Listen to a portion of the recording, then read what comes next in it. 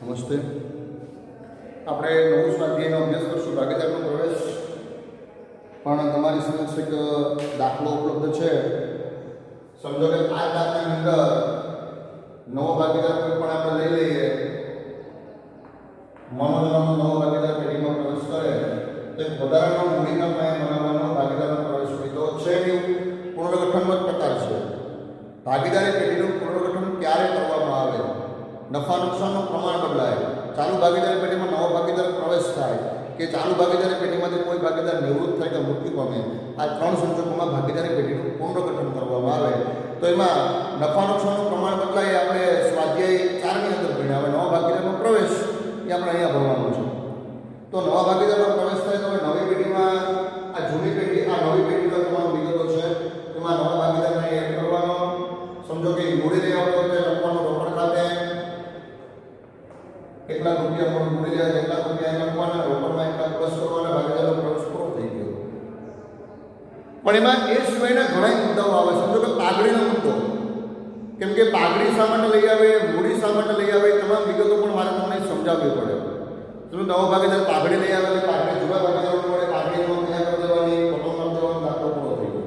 એટલે માત્ર મૂડી અને પાઘડીના મુદ્દાઓ છે, એ મુદ્દાઓ પ્રવેશના છે. બાકીનો તમામ વિગતો ભાગીદારી પેઢીના પુનર્ગઠનની છે. જો ભાગીદારી પેઢીનું પુનર્ગઠન તમને વ્યવસ્થિત આવડતું હોય તો પ્રવેશ અને નિવૃત્તિના 50% માર્ક તો તમને એમને મળે, આના એન્ટ્રીના 50% માર્ક તમને એમને મળે. એટલે આગળના સ્વાધ્યાયના તમને હોમવર્કનો જે વિગતો છે, હોમવર્કની અંદર સ્વાધ્યાય 4 આખું તમારે દાખલા સ્વાધ્યાય 4 આખું ભણવાનું છે. બરાબર, આખું સ્વાધ્યાય 4 ગણી રાખવાનું છે. અને જ્યારે પણ સ્કૂલ ખુલે ત્યારે મને સ્વાધ્યાય 4 આખું બતાવી દેવાનું છે, વોટ્સઅપ દ્વારા મને મોકલી દેવાનું છે. અને સ્વાધ્યાય 4માં કોઈ પ્રશ્ન ન આવડતો હોય તો એ મને રજૂ કરવાનો, જેથી કરીને જો વધારે લોકોની ફરમાઈશ હશે તો હું તમને વિડીયો લેક્ચર દ્વારા એ સમજાવી દઈશ. હવે આપણે આજે ભણવાનું સ્વાધ્યાય 5. તો સ્વાધ્યાય 5, આ સ્વાધ્યાય 5 ને પૂરું કરી દીધું, સબ તો કરી દીધું, પણ કેટલા માર્કનો પ્રશ્ન ક્યાં પૂછાય?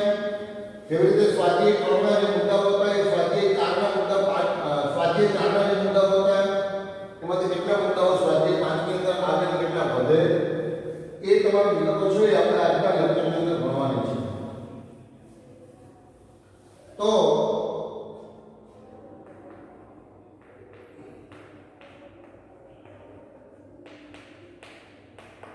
વિભાગ A અથવા B ની અંદર એક પ્રશ્ન પૂછાય એક ગુણનો. એવું જરૂરી નથી કે પ્રવેશમાંથી વિભાગ A માં પૂછવો. A અથવા B બેમાંથી કોઈ પણ જગ્યાએ એક ગુણનો પ્રશ્ન પૂછાય. બોર્ડના જે પ્રશ્ન પેપરની બ્લુપ્રિન્ટ છે એની અંદર તો સ્પષ્ટ કીધું કે આ વિભાગમાં પૂછવો, છતાં પણ એક્ઝામિનર A અથવા B ની અંદર 1 માર્કનો પ્રશ્ન પૂછી શકે. એટલે A અથવા B ની અંદર 1 માર્કનો પ્રશ્ન પૂછાય. અને વિભાગ A ની અંદર એક દાખલો પૂછાય 8 માર્કનો. એટલે આ સ્વાધ્યાય ટોટલ 9 માર્ક છે. આપણે 9 માર્ક માટે આ સ્વાધ્યાય ભણવાનું છે અને આપણે 100 માંથી 100 માર્ક માટે અભ્યાસ કરીએ છીએ. એટલે 100 માંથી 100 માર્ક આવે એવો પણ પ્રયત્ન આપણે બધાએ કરવાનો છે. ગયા વખતે આપણી સ્કૂલની અંદર ટોટલ 17 બહેનો છે. 75 ની સંખ્યા કોર્સની અંદરથી 75 માંથી 17 બહેનો એકાઉન્ટની અંદર A1 એટલે 91 થી ઉપર માર્ક આવ્યા છે. અમારો ટાર્ગેટ હતો 22 સ્ટુડન્ટને A1 ગ્રેડ લેવો. 4 વિદ્યાર્થી બહેનો એવી છે જેને 90 માર્ક આવ્યા છે અને 3 વિદ્યાર્થી બહેનો જેને 89 માર્ક આવ્યા છે. આ જે માર્ક છે એ A1 ગ્રેડ છે. કેમ કે આ પેપર જોવા જઈએ છીએ જ્યારે તમે 90 માર્ક ઉપર તમારું પેપર આવતું હોય તો કઈ રીતે તમારા માર્ક કાપવા એના માટે બહુ અમે પ્રતિબદ્ધ થઈ જાય. જો કે હું તો એવું નથી કરતો, પણ બાકીના શિક્ષકો 90 નીચે જાય તો પ્રયત્ન કરે જેથી કરીને મોડરેટ માટે પેપર મોકલવું ન પડે અને તમારી નાની એવી મિસ્ટેકનો માર્ક પણ મોટો કાપી લેતા હોય છે. બરાબર, એટલે આપણા ટાર્ગેટની અંદર જે હતું એ ટાર્ગેટ પ્રમાણે જોઈએ તો A1 ગ્રેડ કહેવાય 23 સ્ટુડન્ટ એવા છે જેને 90 ઉપર માર્ક કહી શકીએ, પરંતુ ખરેખર પેપરની અંદર આપણે બોર્ડના રિઝલ્ટ પ્રમાણે માત્ર 17 બહેનોને A1 ગ્રેડ છે. એ માત્ર ન કહેવાય, બહુ સારું કહેવાય. હવે આવતું પરિણામ તમારા હાથમાં છે. તમે ઘરે બેસીને કેટલીક સારી મહેનત કરો એ પ્રકારે તમારું પરિણામ તમે આગળ દીપાવી શકશો.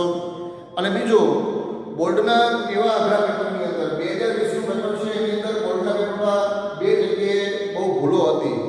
ભાગીદારી પેઢીના વાર્ષિક હિસાબો અને કંપનીના વાર્ષિક હિસાબો. કંપનીના વાર્ષિક હિસાબો વિદ્યાર્થીની સમજ બહારનો દાખલો હતો, અને ભાગીદારી પેઢીના વાર્ષિક હિસાબોનું એક્ઝામ્પલ પૂછ્યું હતું, પણ એક્ઝામ્પલની અંદર ખરેખર જે હવાલો કાઢવાનો જોઈએ હવાલો કાઢી નાખ્યો હતો, જેના કારણે વિદ્યાર્થીઓ એ મુદ્દો સમજી ન શકે, અને એના કારણે ઘણા વિદ્યાર્થીઓનો લોસ ગયો છે.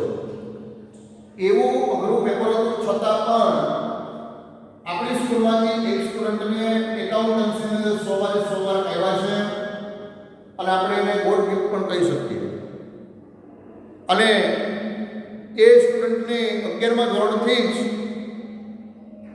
એટલી પૂર્વ તૈયારીઓ હતી. એક સ્ટુડન્ટને ઘણા વિદ્યાર્થીઓને 11મા ધોરણથી પૂર્વ તૈયારીઓ હતી, પરંતુ ભગવાને એક વ્યક્તિને મદદ કરી છે. તો આપણે પણ એવી સારી મહેનત કરીએ કે જેથી કરીને ઉપરવાળો આપણે પેપરની અંદર મદદ કરે, અને જો બોર્ડનું પેપર આવું અઘરું નીકળે તો એની અંદર પણ આપણે સારા માર્ક લઈ શકીએ. એટલે તમારી પાસેથી પણ મારે 100 માર્કની અપેક્ષા છે. હું વિડીયો લેક્ચરના માધ્યમથી તમને સમજાવું છું, રેગ્યુલર તમને લેક્ચર આપી શકતો નથી, બરાબર, એ કોરોના કાળના કારણે. પણ તમે ઘરે બેસીને પણ સારું એવું ભણો જ છો એવો 100% મને વિશ્વાસ છે. અને આગળના જે લેક્ચરો છે એ લેક્ચરો ફરી પાછું એકવાર રિવાઇઝ કરી લેજો, અને એની અંદર કોઈ પ્રકારની સમસ્યા ઉત્પન્ન ન થાય, બરાબર, એ પ્રકારે તૈયારી કરજો. અને સ્વાધ્યાય 4 આપણે પ્રેક્ટિસ બુકમાંથી સમજી નથી, મતલબ સ્વાધ્યાય 4ની પ્રેક્ટિસ બુક આપણે કરી નથી એકાઉન્ટની પાછળની.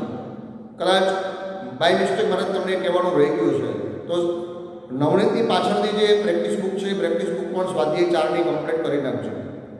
હવે મારે તમને કેવું ન પડે, જે મુદ્દો ચાલી ગયો હોય એ મુદ્દાના તમામ દાખલાઓ તમારે ગણી જ નાખવાના, તે જ દિવસે ગણી નાખવાના, કેમ કે અઠવાડિયાના આપણે 3 જ લેક્ચર આવે છે. અઠવાડિયામાં આપણે માત્ર 60 મિનિટ નામું ભણીએ છીએ. જે આપણે રેગ્યુલર જો સ્કૂલ ચાલુ હોય તો આપણે અઠવાડિયાની અંદર ઓછામાં ઓછી 240 મિનિટ ભણીએ છીએ.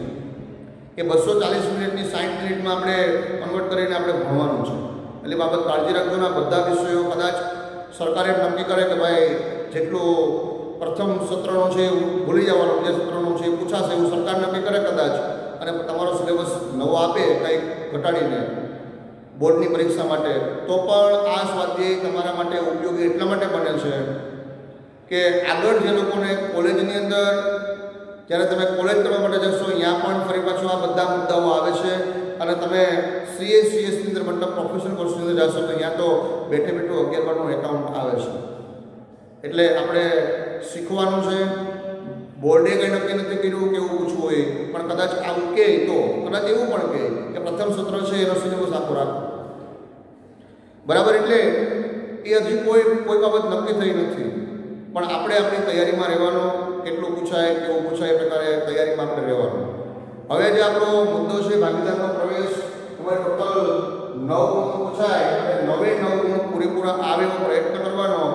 આ સ્વાધ્યાય અટપટું છે, થોડુંક અઘરું છે, પણ હવે બીજા એકેય નાના સ્વાધ્યાય છે નહીં મારા ભાગના, એટલે મારા સ્વાધ્યાય ફરજિયાતપણે તમને ભણાવવું પડે છે. વિડીયો લેક્ચર દ્વારા આ સ્વાધ્યાય તમે સમજી ન શકો, છતાં પણ હું મારી રીતે પ્રામાણિક પ્રયત્ન કરીશ તમને સમજાવવાનો, અને તમારે જેટલો હું પ્રયત્ન કરું એના કરતાં 5 ગણો પ્રયત્ન કરીને સ્વાધ્યાય તમારે શીખવાનું છે. ભાગીદારનો પ્રવેશ. તો પ્રવેશ એટલે શું?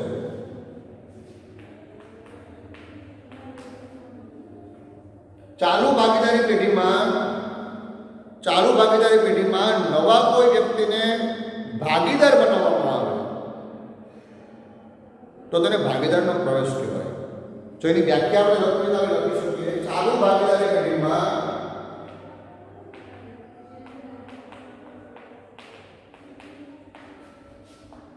નવા વ્યક્તિને ભાગીદાર બનાવવામાં આવે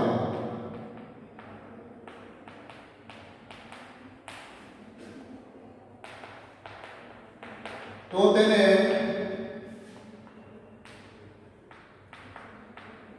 ભાગીદારનો પ્રવેશ કહેવાય.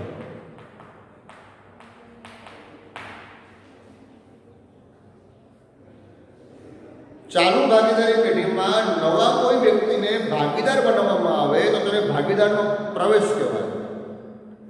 કંપની દ્વારા 1932ના ભારતીય ભાગીદારી કાયદા મુજબ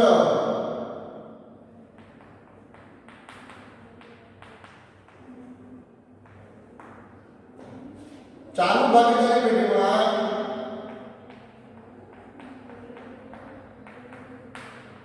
બે રીતે નવા વ્યક્તિને ભાગીદાર બનાવવામાં આવે.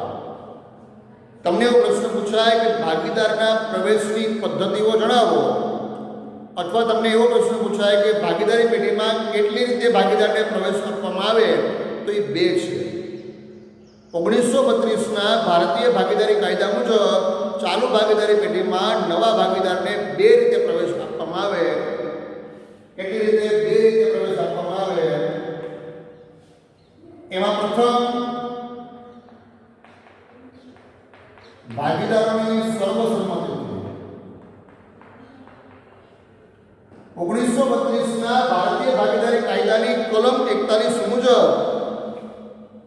કલમ 31 મુજબ 1932ના ભારતીય ભાગીદારી કાયદાની કલમ 31 મુજબ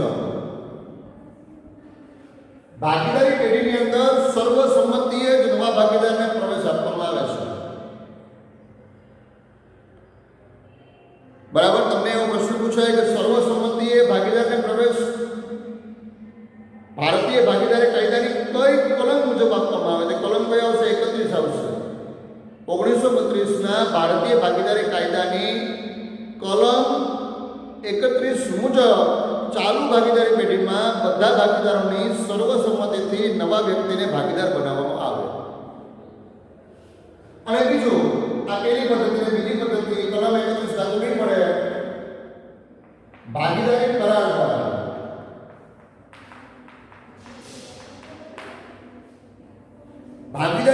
દ્વારા આપણે ભાગીદારી કરાર નામું શીખી ગયા પેલા સ્વાધ્યાયની અંદર. એ ભાગીદારી કરારનામાની અંદર ભાગીદારના પ્રવેશ અંગે કોઈ કરાર થયો હોય. સમજો કે આપણે કોઈ વ્યક્તિ, જે વ્યક્તિ આપણે ધંધાની અંદર કામ કરે છે અને આપણે એને એવું કીધું કે ભાઈ 3 વર્ષ માટે પગારદાર તરીકે કામ કર, અને 4થા વર્ષે ભાગીદાર બનાવી દઈશું. તો 3 વર્ષ પૂરા થાય, કરાર પૂરો થયો, તે કરાર મુજબ ચાલુ ભાગીદારી પેઢીમાં નવા ભાગીદારને પ્રવેશ આપવામાં આવે છે. મતલબ ચાલુ ભાગીદારી પેઢીમાં નવા ભાગીદારની પ્રવેશની બે પદ્ધતિઓ, એક સર્વસંમતિથી અને બીજું કરાર દ્વારા. બરાબર? આની અંદર આ પ્રકારના પ્રશ્નો નીકળે. પહેલો પ્રશ્ન એવો નીકળે કે ચાલુ ભાગીદારી પેઢીમાં નવા ભાગીદારની પ્રવેશની પદ્ધતિઓ કેટલી અને કઈ કઈ? બરાબર? તો ચાલુ ભાગીદારી પેઢીમાં નવા ભાગીદારના પ્રવેશની બે પદ્ધતિઓ, સર્વસંમતિ અને કરાર દ્વારા. પ્રશ્ન બીજો એવો નીકળે કે ભાગીદારી કાયદાની કઈ કલમ મુજબ સર્વસંમતિએ પ્રવેશ આપવામાં આવે? તો ભાગીદારી કાયદાની કલમ 31 મુજબ સર્વસંમતિએ પ્રવેશ આપવામાં આવે, અને નવા ભાગીદારના પ્રવેશ માટે ભાગીદારોની સર્વસંમતિ હોવી ફરજિયાત છે. સર્વસંમતિ વગર ભાગીદારને પ્રવેશ આપી શકાય નહીં. હવે પ્રશ્ન એ થાય કે પેઢી વ્યવસ્થિત ચાલે છે, તો પછી નવા ભાગીદારને પ્રવેશ શા માટે આપવો? કેમ કે બે ભાગીદારો હોય અને પેઢીને 10 લાખ રૂપિયા નફો, તો બંને ભાગીદારોને 5-5 લાખ રૂપિયા નફો મળે છે. પણ જેમાં નવો ભાગીદાર એન્ટર થયો તો ઓલા બેનો નફો ઘટશે. ચાલુ ભાગીદારોને ખ્યાલ છે એનો નફો ઘટશે, મિલકતોમાં એનો હિસ્સો ઘટશે, તો પછી નવા વ્યક્તિને પ્રવેશ શા માટે આપવામાં આવે છે? તો ચાલુ ભાગીદારી પેઢીમાં નવા ભાગીદારના પ્રવેશ આપવા માટેને અમુક સંજોગો છે. બરાબર? એ સંજોગોની આપણે ચર્ચા કરી લઈએ. એટલે કે ચાલુ ભાગીદારી પેઢીમાં નવા ભાગીદારને પ્રવેશ શા માટે આપવામાં આવે છે? એક, વધારે મૂડીની જરૂરિયાત છે.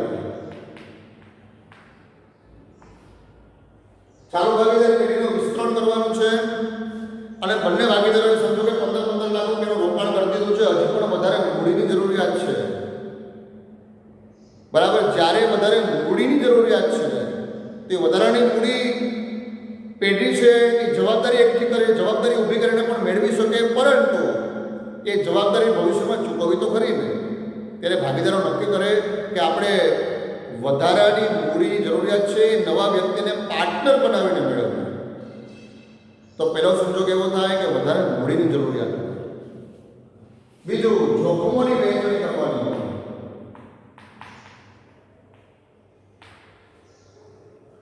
જેટલા વધારે પાર્ટનર છે એટલું જોખમ છે એ વેચાઈ જાય. કેમ કે ભાગીદારી ની એક સૌથી મોટી જો મર્યાદા હોય તો એ અમર્યાદિત જવાબદારી છે. ભાગીદારોની જવાબદારી અમર્યાદિત છે.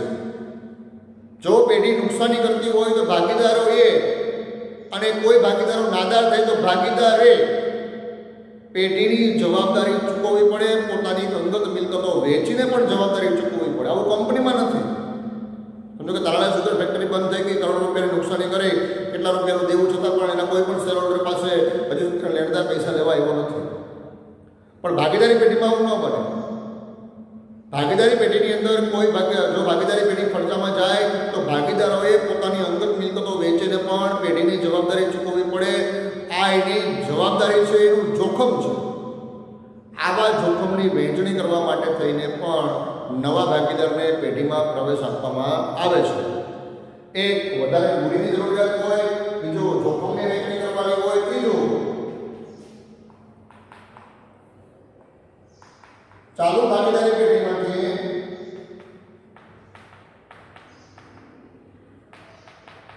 કોઈ ભાગીદાર મૃત્યુ પામે અથવા તો નિવૃત્ત થાય અને એની જગ્યા ખાલી થાય. સમજો કે પેઢીની અંદર 3 ભાગીદારો છે. એક પેઢીમાં 3 ભાગીદારો છે, A, B અને C. એમાં સમજો કે B નામનો ભાગીદાર છે એ નિવૃત્ત થઈ ગયો. તો ભાગીદાર કેટલા રહ્યા? 2. તો 2 ની ખાલી પડેલી જગ્યા માટે આપણે નવા વ્યક્તિને પેઢીમાં ભાગીદાર બનાવી શકીએ. સમજો કે B નામનો ભાગીદાર મૃત્યુ પામ્યો, ત્યારે B ની ખાલી પડેલી જગ્યા માટે આપણે નવા વ્યક્તિને ભાગીદાર બનાવી શકીએ.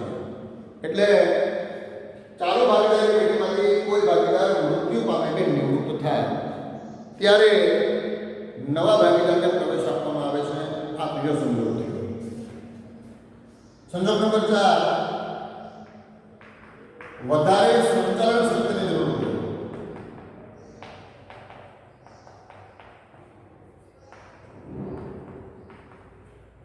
વધારે સંચાલન શક્તિની જરૂર હોય. આપણે જે પ્રકારનો ધંધો કરીએ છીએ એ ધંધો અતિ ગુપ્ત છે. મતલબ એની માહિતી આપણે ગુપ્ત રાખવી પડે એમ છે. એની કંઈક મોનોપોલી છે. તો આવા બિઝનેસની અંદર કોઈ વ્યક્તિની સંચાલકીય આવડતો વધારે છે. એ સંચાલકીય આવડતોનો લાભ લેવા માટે થઈને આપણે એ વ્યક્તિને પેઢીમાં ભાગીદાર તરીકે પ્રવેશ આપીએ છીએ. પહેલો મુદ્દો કયો હતો? વધારે મૂડીની જરૂરિયાત. બીજો મુદ્દો, જોખમની વહેંચણી કરવા માટે. ત્રીજો મુદ્દો, ચાલુ ભાગીદારી પેઢીમાંથી કોઈ ભાગીદાર મૃત્યુ પામે કે નિવૃત્ત થાય. અને ચોથો મુદ્દો, વધારે સંચાલન શક્તિની જરૂરિયાત હોય. અને પાંચમો મુદ્દો, કાર્યક્ષમ કર્મચારીને જાળવી રાખવું. પેઢીનો જે કાર્યક્ષમ કર્મચારી છે, જો કાર્યક્ષમ કર્મચારી પેઢી છોડીને જશે તો પેઢીને નુકસાની થશે. આવા સંજોગોમાં એ કાર્યક્ષમ કર્મચારીને પેઢીમાં જાળવી રાખવો છે. એટલા માટે એને કામનો ભાગીદાર બનાવી દો. મૂડીનો લઈ આવી શકો તો કાંઈ નહીં, કામનો ભાગીદાર, વર્કિંગ પાર્ટનર બનાવી દો. એટલે આવો જે કાર્યક્ષમ કર્મચારી છે એ પેઢી છોડીને ન જાય એટલા માટે થઈને આપણે એને ભાગીદાર બનાવવો પડે.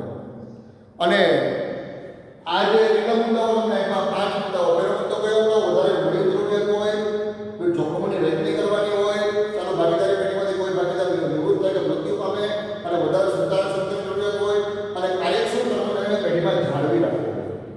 આવા સંજોગોમાં ચાલુ ભાગીદારી પેઢીમાં નવા ભાગીદારને પ્રવેશ આપવામાં આવે છે. મતલબ નવા વ્યક્તિને ભાગીદાર બનાવવામાં આવે છે. હવે ભાગીદારના પ્રવેશ સમય.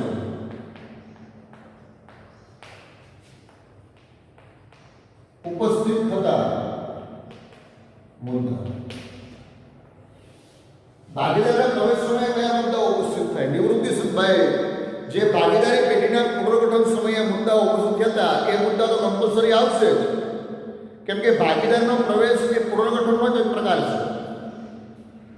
પુનર્ગઠનના સંજોગોની અંદર આવે એ મુદ્દા તો બધા આવશે. એ ઉપરાંતના વધારાના મુદ્દાઓ લેવાના છે. પેલું નફા નુકસાનના નવા પ્રમાણની ગણતરી.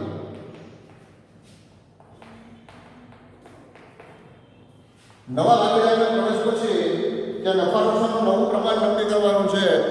એક્ઝામ્પલ તરીકે પહેલા જૂના ભાગીદારો 2:1 પ્રમાણે નફા નુકસાન વેચતા હતા, પણ નવો ભાગીદાર પેઢીમાં પ્રવેશ કરે પછી એને પણ પેઢીમાં નફામાં ભાગ આપવાનો છે. તો નવા ભાગીદારના પ્રવેશ પછી નફા નુકસાનનું કયું પ્રમાણ રાખવું, એ નફા નુકસાનનું પ્રમાણ નક્કી કરવું. હવે જૂના ભાગીદારોનો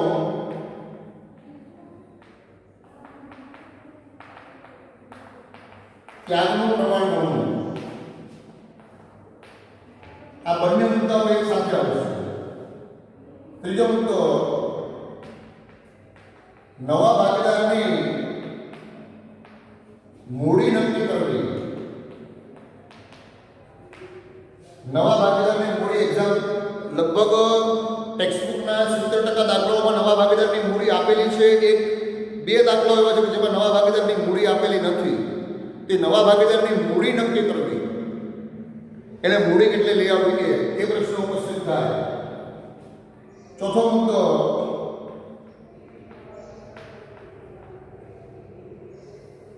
પાઘડી અંગેના મુદ્દા.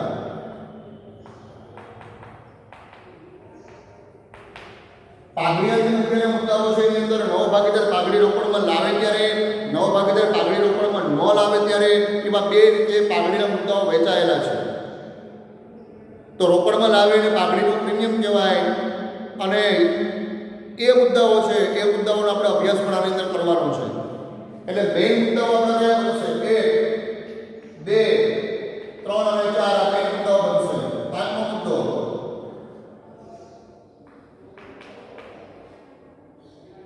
જૂના ભાગીદારોની મૂડી નવા પ્રમાણે રાખવી. આ પાંચ મુદ્દાઓ ભાગીદારના પ્રવેશ સમયે વધારાના છે. એ ઉપરાંત જે પહેલાના મુદ્દાઓ તો બધા આવશે, મતલબ પેઢીની મિલકતો અને દેવાનું પુનઃમૂલ્યાંકન કરવું. પેઢીના નોંધ દર્શાવેલી મિલકતો અને જવાબદારી છે એનું ફરી મૂલ્યાંકન કરવું. હવે નવી મિલકતો કેટલી રાખવી, નવી જવાબદારી કેટલી રાખવી. તમને એમ કે લેણદારોની કિંમત 1,500,000 ઘટી, જમીન મકાનની કિંમત 10% વધી, યંત્રોની કિંમત 40% ઘટી, ફર્નિચરની કિંમત 40% ઘટી, દેવાદારોને 1,000 કાળકા ઓછી કરો, સ્ટોકને અંદર 1500 રૂપિયા ખર્ચની જરૂર છે. આ બધા આવા લાવો. એટલે મિલકતોને દેવાનું પુનઃમૂલ્યાંકન કરવું, મતલબ નવી કિંમત નક્કી કરવી. એના પછી એકત્રિત થયેલ નફો અને એકત્રિત થયેલ ખર્ચ અને નુકસાનની વહેંચણી કરવી. જો પુનર્ગઠન સમયે બે મુદ્દા અલગ અલગ લીધા તમે, અહીંયા મિલકતોનું પુનઃમૂલ્યાંકન કરવું અને દેવાનું પુનઃમૂલ્યાંકન કરવું, બે મુદ્દા લીધા તમે. પછી એકત્રિત થયેલ નફો અને એકત્રિત થયેલ નુકસાન બે અલગ અલગ કરી લીધું. પણ એ હું તમને ભેગું લઈ જાઉં છું, કેમ કે મુદ્દાઓ વધી જાય. એકત્રિત થયેલ નફો એટલે શું? તો કે નફા નુકસાન ખાતાની જમા બાકી અને અનામતોનો સમૂહ એટલે એકત્રિત થયેલ નફો. એ જૂની પેઢીઓ છે, તો જૂના ભાગીદારોને વેચી દેવાનો એ નવા ભાગીદારનો નથી. નવો ભાગીદાર તો આજે આવેલો આવે છે, પણ આપણી પેઢી તો લાંબા સમયથી ચાલુ છે. તો એ પેઢીનો નફો કે નુકસાન છે એ જૂના ભાગીદારોનો બને, એ ભાગીદારોને વેચી દેવાનું જૂના પ્રમાણે. એવી રીતે એકત્રિત થયેલ નુકસાન છે જૂના ભાગીદારોને વેચી દેવાનું જૂના પ્રમાણે. એકત્રિત થયેલ નફો અને એકત્રિત થયેલ નુકસાનની વહેંચણી કરવી. આ એટલા મુદ્દાઓ છે કે નવા ભાગીદારના પ્રવેશ સમયે ઉપસ્થિત થાય છે. બરાબર, એના આ બે મુદ્દાઓ છે આપણે પુનર્ગઠનમાં અભ્યાસ કરી ગયા. બાકીના એટલા મુદ્દાઓનો આપણે અભ્યાસ કરવાનો છે. તો આપણે આવતા લેક્ચરથી શરૂ કરશું નફા નુકસાનના નવા પ્રમાણની ગણતરી કરવી. નફા નુકસાન નવા પ્રમાણની ગણતરીના અંદર તમને 9 મુદ્દાઓ આપેલા છે, પણ એ 9 મુદ્દાને સોર્ટિંગ કરીને આપણે 6 મુદ્દા સમજશું. ત્યારે નવા ભાગીદારનો ભાગ આપ્યો હોય પરંતુ જૂના ભાગીદારનો ત્યાગ ન આપ્યો હોય, જૂના ભાગીદારનો ત્યાગ આપ્યો હોય, જૂના ભાગીદારનો ત્યાગનો પ્રમાણ આપ્યો હોય, જૂના ભાગીદારનો ભાગનો ભાગ આપ્યો હોય, નવા ભાગીદારનો જૂના ભાગીદારનો નવી પેઢીનો નવો ભાગ આપ્યો હોય. બરાબર, આવા કુલ 6 મુદ્દાઓ છે. એ 6 મુદ્દાઓનો આપણે અભ્યાસ કરશું અને એ 6 મુદ્દાઓ અંદર ટૂંકા દાખલા મોટા દાખલાઓ અંદર ગણતરીમાં આવે છે એટલે વ્યવસ્થિત સમજવું થોડુંક અટપટું છે. એના પછી પાઘડીના મુદ્દાઓનો અભ્યાસ કરશું અને પાઘડી અને નફા નુકસાન નવા પ્રમાણની ગણતરીના મુદ્દાઓનો અભ્યાસ કર્યા પછી આપણે ડાયરેક્ટ એના મોટા દાખલા ઉપર જશું. એટલે ઓછામાં ઓછું 7-8 લેક્ચરનું કામ પૂરું થાય પછી 9મા લેક્ચરથી આપણે નવો દાખલો મોટો દાખલો ભણશું. બરાબર, પણ એમાં થોડુંક સોર્ટિંગ કરી દઈશું.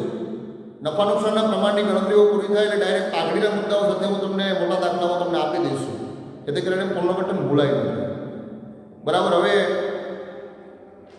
આની વ્યવસ્થિત જેટલા સ્વાધ્યાય આપણે ચાલ્યા છે તે વ્યવસ્થિત તૈયારી કરી લેજો. એની એક ટેસ્ટ પણ તમારે ભરવાની થશે, તો એ ટેસ્ટ તમે સારી રીતે ભરજો, ચોરી કર્યા વગર પ્રામાણિકપણે.